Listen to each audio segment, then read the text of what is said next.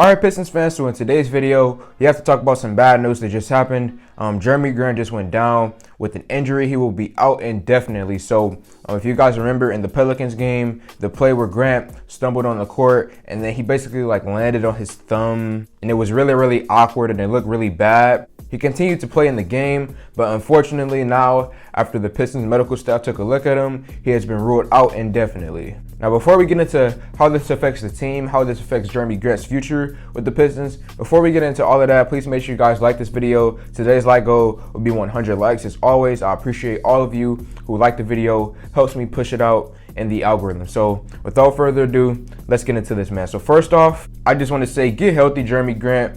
This man seems like a pretty cool dude, and playing basketball is his job. It helps feed his family. So first off, I just want to say, get healthy soon, Jerami Grant, for his sake, so he can get back on the floor. And then I'm going to start off with the negatives, and then I'm going to get to the positives for how this affects the Pistons. So starting out with the negatives, the first thing is that now you can't trade Grant at all. In the NBA, you can't trade injured players, and this basically ends all trade talks for someone like Ben Simmons or someone like Miles Turner. So without Grant, I don't expect the Pistons to make any major deals. We could still maybe make a trade with someone like Frank Jackson or any other one of our bench players for another minor player from another team. But as far as the major guys go, I don't see a Ben Simmons deal coming out, and I don't see a Miles Turner deal coming out. So that is completely off the table. And then this also, begs the question, the future of Grant on the Pistons, because Grant's contract will be up next year, and it's going to be a big thing. Will Grant be extended, or will they trade him next year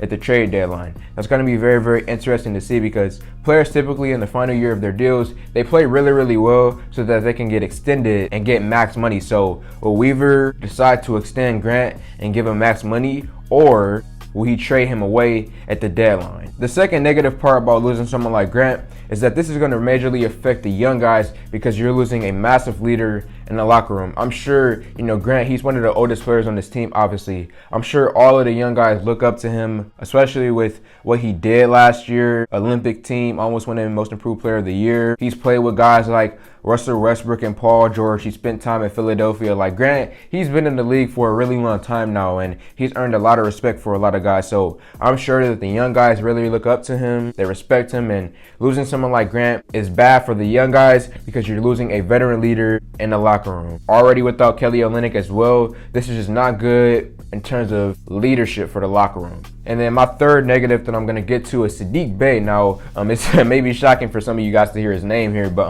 Saddiq Bey, I feel like this could be, not saying that it's going to happen, but this could be a negative for Saddiq Bey, because right now, Bey is in a sophomore slump already. He's had a pretty rough season. And now without Grant, he's going to be put into more of a prominent role. He's going to be given more opportunity to go out there, shoot the ball, and put up a high volume of shots. And with that, there's an even higher possibility that he could play even worse than he's playing right now. I'm not saying that it's going to happen, but I am saying that Bey has been struggling, and now he's going to be given more opportunity. So I'm going to keep my eye on out for Saddiq Bey. I still believe in him. I think he's going to get through this funk eventually. But with Grant being out, this is going to add some pressure to him. And then my fourth and my final negative for losing Grant is that this is tank season now, okay? The Pistons season is virtually over in terms of winning games. And I guess you could say the season was already over. But now without Grant, I really do not expect the Pistons to win any games anytime soon. I don't expect us to go on a win streak like the Houston Rockets recently did with losing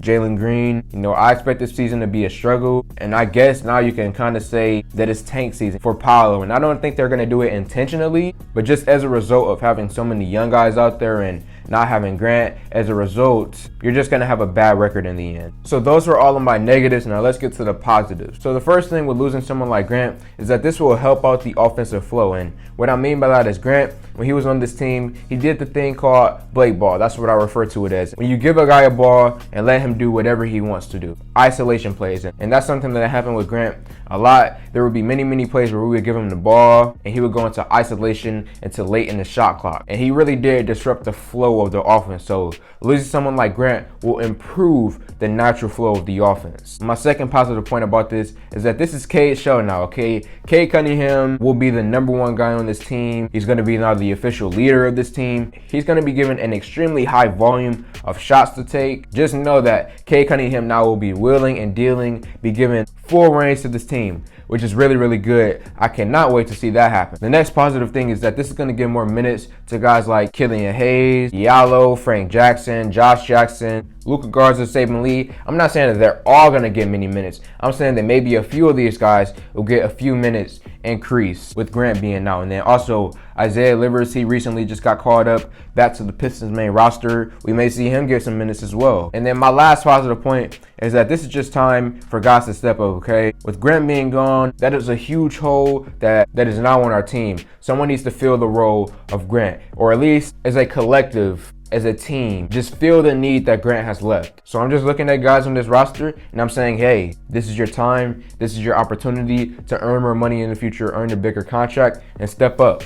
And that's basically everything, man. So Pistons fans, let me know your thoughts in the comment section below. Like this video, comment on this video, share this video. Thank y'all for 4K, and I'm out.